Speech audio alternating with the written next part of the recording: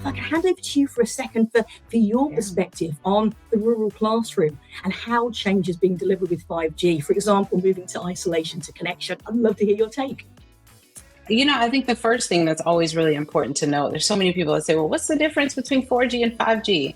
It's a difference of, 200 milliseconds versus 1 millisecond when you think about latency and being able to actually use the technology. And that's the thing that makes it so critical. Also, when you think about the reach, there are students and families in rural areas that traditionally have not had any connectivity at all. There's no cable access, there's no broadband access. And so now 5G gives us the opportunity to go in and make a critical difference. We're opening up a world of opportunity and access for these folks. And that's what makes it so critically exciting. I think, from my experience of being an educator, there's just this reality check that we think about, right? Rural education has so long faced these challenges like limited resources, slower internet connections, but 5G makes it a groundbreaking experience for these families.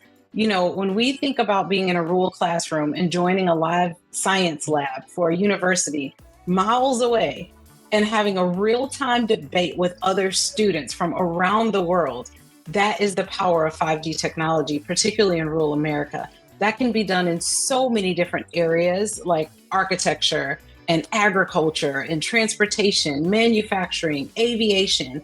Think about the world of opportunities that are open to now these students that traditionally have been really closed into those communities. Let's open the doors and let them in.